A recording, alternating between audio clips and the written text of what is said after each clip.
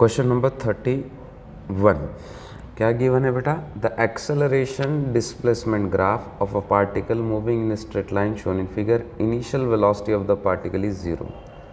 ये पूछ रहा है हमें velocity of the particle when it is 10 metre, s की वैल्यू कितनी है? 10 मीटर। तो आप देखो ध्यान से, हमें एक्सेलरेशन डिस्प्लेसमेंट रिलेशन गिवन है और हमें वेलोसिटी पूछ रहा है।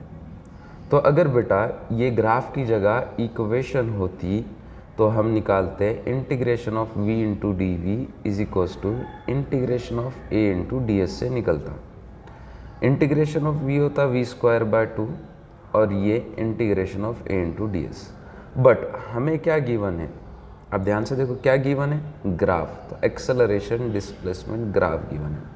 अब आपको याद ही होगा कि मैंने चीख के आपको एक बात बताई थी कि जहाँ पर इक्वेशन में डेरिवेटिव होगा ग्राफ में वो स्लोप होगा, और जो इक्वेशन में इंटीग्रेशन होगा ग्राफ में वो एरिया होगा। यानी कि v²/2 तो जैसे कि वैसे रहा, लेकिन इंटीग्रेशन क्या बन जाएगा? Area of acceleration displacement graph. या हमें एक्सेलरेशन डिस्प्लेसमेंट ग्राफ तो है, वेलोसिटी पूछ रहा है, तो हमें क्या लेना होगा? एरिया लेना होगा। लेकिन ध्यान रखिए कि एरिया कहाँ तक? पूरी फिगर का नहीं, s = 10 तक। तो ये s = 10 तक मतलब यहाँ तक है। ये वाला एरिया हमें नहीं लेना है। क्यों नहीं लेना है? क्योंकि इसने 10 तक ही बोला कि s = 10 मीटर पे वेलोसिटी क्या होगी, तो हमें इतना इधर का एरिया लेगा। देखो एरिया निकालते हैं। तो हमारे पास है सबसे पहले ये वाला ट्राइंगल, इस ट्राइंगल का एरिया निकालते हैं। सो ऑब्वियसली एरिया क्या होगा ट्राइंगल का? यस 1/2 बेस, 2 का बेस होगा 0 से 2 और हाइट 2, 2 गेट कैंसिल, तो इसका एरिया हमें मिल गया 2, इस रेक्टेंगल का एरिया। तो देखो 2 से लेके 6 तक, 2 से लेके 8 तक कितने की बेस हुआ? 6 का, और ये ब्रेथ 2 की, तो 6 × 2 12 का एरिया ये हो गया। अब इस फिगर को ध्यान से समझो, इसका एरिया हमें डायरेक्टली नहीं मिलेगा, हमें ब्रेक करना होगा यहाँ से। तो ऊपर ट्राइंगल नीचे रेक्टेंगल, रेक्टेंगल का एरिया 2 का लेंथ 2 की ब्रेथ, 2 2 4, 4 का एरिया इसका आ गया। इसकी बात करते हैं। तो 2 का बेस 2 से लेके 4 तक, 4 की हाइट, तो 1/2 बेस इंटू हाइट, तो ये 2 2 कैंसिल, इसका भी एरिया आ गया 2 का। टोटल एरिया क्या होगा? 2 + 12 14, 14 + 4 18, 18 + 2 20। सो टोटल एरिया आ गया 20 मीटर, 20 मीटर पर सेकेंड का एरिया हो गई। ठीक है, 20 का एरिया आ गया। यूनिट अभी मत देखो इसके। अब v²/2 टोटल एरिया कितना आया? 20 का, तो v² हो जाएगा 40। हमें v चाहिए, तो v होगा √40। 40 को लिखेंगे हम 4 × 10, 4 बाहर निकल के 2 हो गया, तो 2√10 मीटर पर सेकंड स्क्वायर आपका फाइनल आंसर होगा। देखो ध्यान से एक बार इस क्वेश्चन को करो, आ जाएगा। सिंपल सा रूल है, जहाँ इक्वेशन में इंटीग्रेशन होगा ग्राफ्स के अंदर वो एरिया होगा। इस तरह से आपको इस क्वेश्चन को करना है। ठीक है, चलो नेक्स्ट क्वेश्चन, क्वेश्चन नंबर 32। ये ग्राफ सिंपल है, हमें क्या गिवन है? वेलोसिटी टाइम ग्राफ गिवन है। कौन सा ग्राफ गिवन है? Velocity time graph. और हमें पूछ रहा है the displacement of the body in 5 second. तो 5 सेकेंड में डिस्प्लेसमेंट क्या होगा? सो वी नो दैट कि डिस्प्लेसमेंट फाइंड करना है, तो it is the area of velocity time graph. अब ध्यान से, डिस्प्लेसमेंट पूछा है या डिस्टेंस पूछा है, ध्यान से देखना। क्यों? क्योंकि ये निगेटिव के अंदर है, और निगेटिव के अंदर है तो डिस्प्लेसमेंट नेगेटिव होगा। डिस्टेंस पूछता तो सारे ग्राफ हमारे क्या रहते? सारे एरिया पॉजिटिव होते। चलिए इनका एरिया फाइंड आउट करते हैं। पहले ये वाला ट्राइंगल, ये वाले ट्राइंगल का बेस कितना? तो 0 से 2 का बेस 2, और हाइट कितनी की? 2 की, तो हो जाएगा 1/2 बेस इंटू हाइट। तो इस वाले ट्राइंगल का एरिया हमें मिल गया 2। इस वाले ट्राइंगल का बेस 1 और हाइट 2, तो इस वाले ट्राइंगल के लिए 1/2 बेस 1 का और हाइट 2 की, तो 2 2 कैंसिल, इस वाले ट्राइंगल का एरिया मिला 1। इस वाले ट्राइंगल का एरिया देखो, ये 2 का ही हाइट है, तो यहाँ से यहाँ तक की इसकी हाइट 2 की, और 3 to 4 बेस 1 का। फिर से 1/2 इंटू बेस इंटू हाइट लेते हैं तो 1/2 बेस 1 हाइट 2, 2 कैंसिल, तो इसका एरिया मिला हमें 2। और इस वाले रेक्टेंगल का 4 to 5 1 की लेंथ और हाइट देखो 1 की हाइट होगी, इस लेवल पर होगा ना ये, तो 1 की हाइट 1 इंटू 1 का एरिया इसका आया।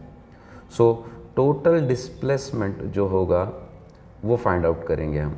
तो टोटल डिस्प्लेसमेंट एरिया, ऊपर वाले एरियाज पॉजिटिव, नीचे वाले एरिया निगेटिव हो गए डिस्प्लेसमेंट में, डिस्टेंस में दोनों पॉजिटिव हो गए।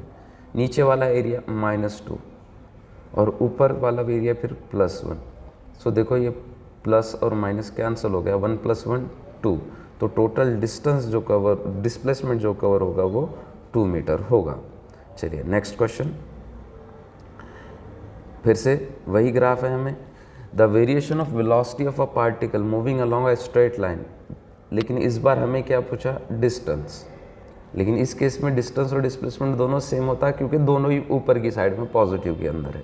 सो देखो बेटा, फिर से हमें क्या निकालने होगी, ऑब्वियसली डिस्टेंस है, वेलोसिटी टाइम ग्राफ है, एरिया निकालने होंगे।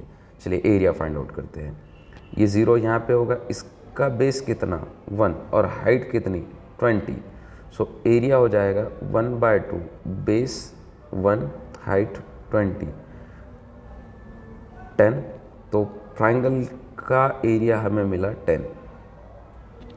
इस रेक्टेंगल का 1 to 2 बेस 1 का और हाइट ऑब्वियसली देखो कितनी 20 की, तो 1 × 20 लेंथ इंटू ब्रेथ एरिया होगा, सो 20 की इसका एरिया आ गया।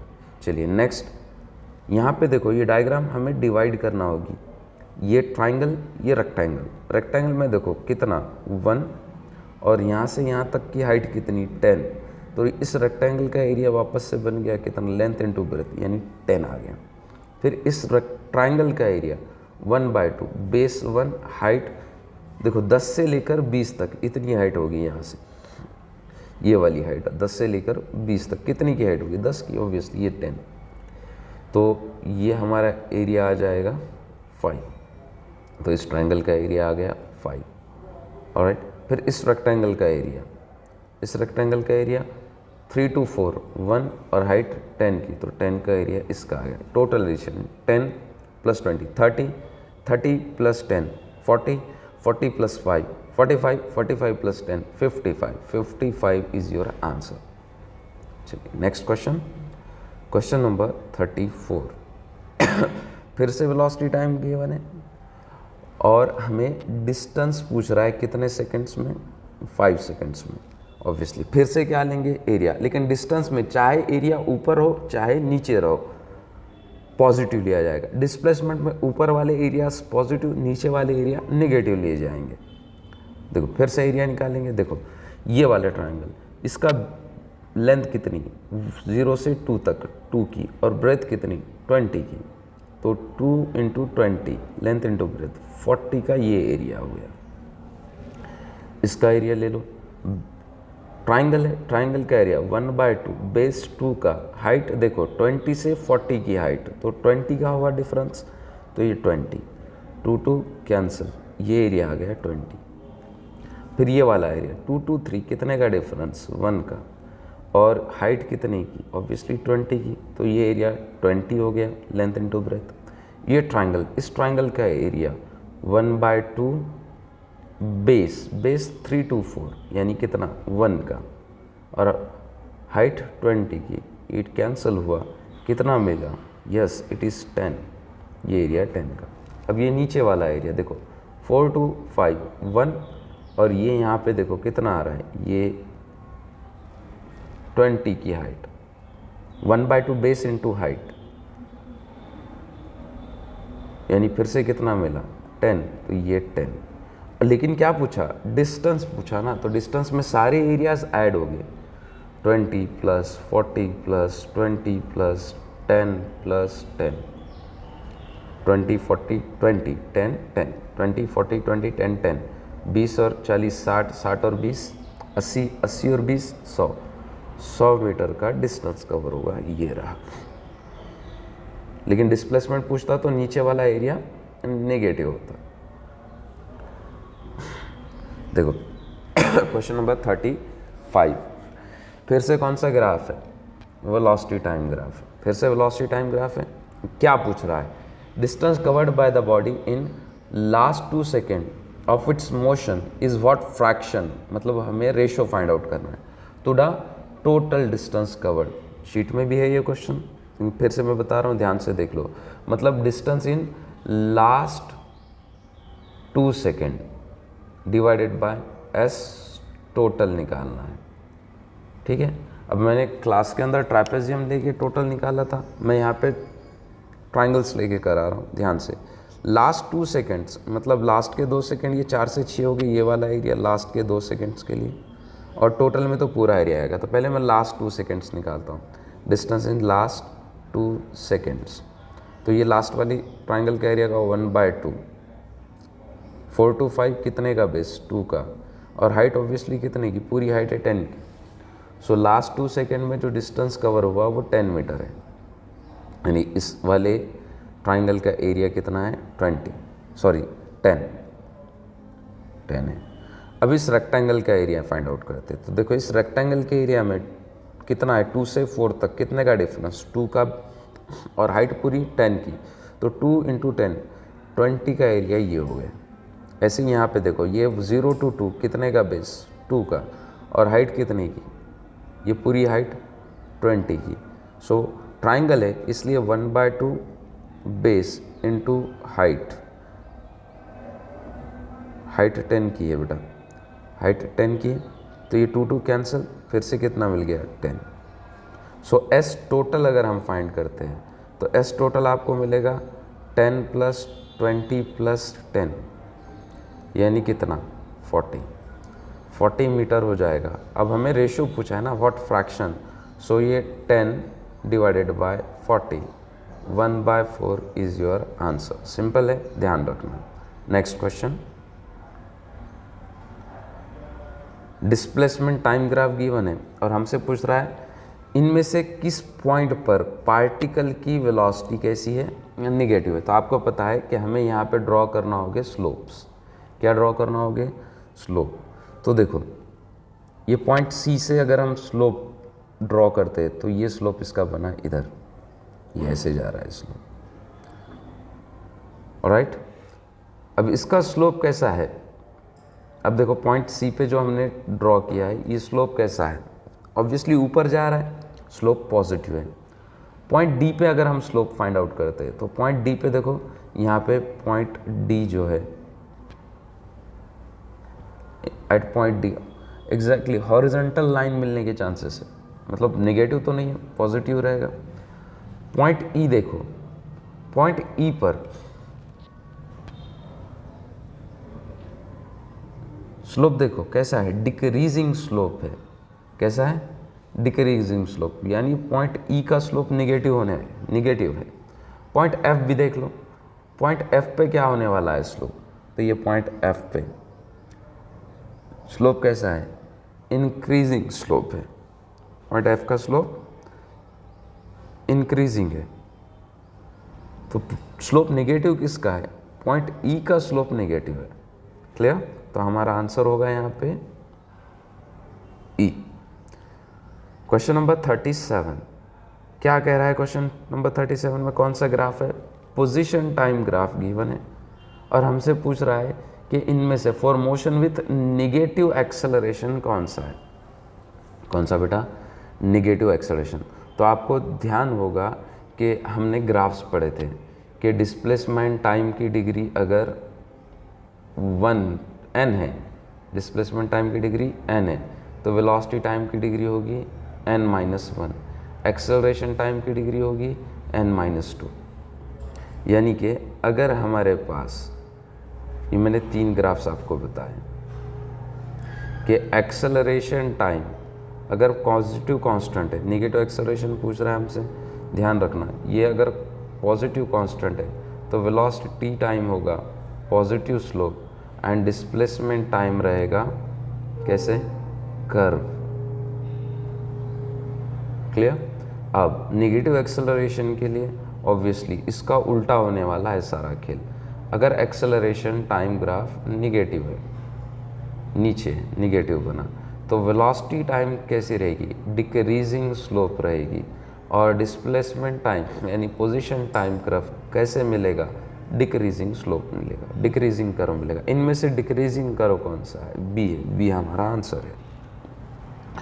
38 क्वेश्चन नंबर 38 के अंदर हमें क्या गिवन है, डिस्प्लेसमेंट टाइम। और अभी हमने ऊपर क्वेश्चन में देखा कि ये डिस्प्लेसमेंट टाइम कर्व है, तो वेलोसिटी टाइम कैसी रहेगी, horizontal line, acceleration time velocity time inclined line positive slope वाला, और ये एक्सेलरेशन टाइम हॉरिजॉन्टल लाइन यानी कि यूनिफॉर्म वेलोसिटी।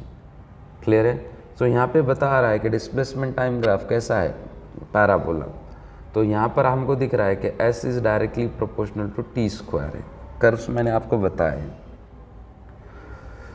सो क्या इस और वेलोसिटी टाइम कर्व कैसे मिलेगा इसका, ऑब्वियसली इंक्लाइंड लाइन, मतलब वेलोसिटी कांस्टेंट है क्या, नहीं, वेलोसिटी बढ़ रही है।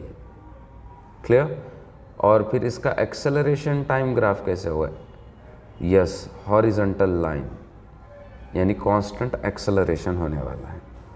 और ये स्टार्ट कहाँ से हो रहा है, ओरिजिन से हो रहा है, तो ये भी 0 से स्टार्ट होगा। तो अब हमें पूछ रहा है कि ये ग्राफ हमें क्या रिप्रेजेंट कर रहा है। तो पहला क्वेश्चन देखो, the body moving with uniform, क्या वेलोसिटी यूनिफॉर्म है, नहीं, बॉडी की वेलोसिटी बढ़ रही है। वेलोसिटी बढ़ रही है तो ऑब्वियसली स्पीड भी बढ़ रही है। सो एक चीज़ है कि इसकी एक्सेलरेशन कैसी है, यूनिफॉर्म एक्सेलरेशन है, तो आंसर होगा सी। क्लियर। चलिए क्वेश्चन नंबर 39, कौन सा ग्राफ गिवन है, वेलोसिटी डिस्प्लेसमेंट ग्राफ गिवन है। ठीक है। A body start from rest moving along a straight line, straight line में जा रहा है with constant acceleration. So constant acceleration से मूव कर रहा है और हमें वेलोसिटी वर्सेस डिस्प्लेसमेंट ग्राफ पूछ रहा है। तो गिवन क्या क्या चीज़ है, तो स्टार्ट फ्रॉम रेस्ट u 0 है। क्लियर। और एक्सेलरेशन कांस्टेंट है। अब जब एक्सेलरेशन कांस्टेंट होता है बेटा, तो हम क्या लगाते हैं, इक्वेशन ऑफ मोशन। तो v square equals to u square plus 2as को मैं यूज़ कर सकता हूँ। सो v स्क्वायर इक्वल होगा, किसके इक्वल होगा, u की वैल्यू 0, 2as के इक्वल होगा। एक्सेलरेशन तो कांस्टेंट है, यानी v square is directly proportional to s। Clear है बेटा, v square is directly proportional to s हुआ, यानी हमारे y एक्सिस पे कौन है, v है, तो y square is directly proportional to x। y square is, यानी देखो ये जो कर्व हमारा बन रहा है, y square is directly proportional to x, यानी डिग्री 2 है, मतलब स्ट्रेट लाइन तो बनने वाली है। बनेगा क्या, कर्व। अगर y is equals to is directly proportional to x square होता तो कर्व ऐसे दिखता, ये कर्व होता पैराबोलिक। तो अगर हम इसको फ्लिप कर देते हैं, x को y और y को x बना देते हैं, तो कर्व फिर फ्लिप कर जाएगा। आप x को y पे, y को x पे लाएंगे, क्योंकि y square is directly proportional to x square है ना बेटा। सो यहाँ पर ये ग्राफ फ्लिप हो जाएगा, और फ्लिप होके ये ऐसे कर्व दिखेगा, आंसर होगा सी। ध्यान से, बहुत से बच्चे ये करके आते हैं, नहीं बेटा, आप देखो मैं इस कर्व को थोड़ा सा इलेबरेट करता हूँ, इसको हम लिखेंगे y is directly proportional to √x, और जब √x होगा तो ग्राफ इस तरह से होगा, डिक्रीजिंग वाला। क्लियर, वैल्यू कम होने वाली है, डिक्रीजिंग वाला।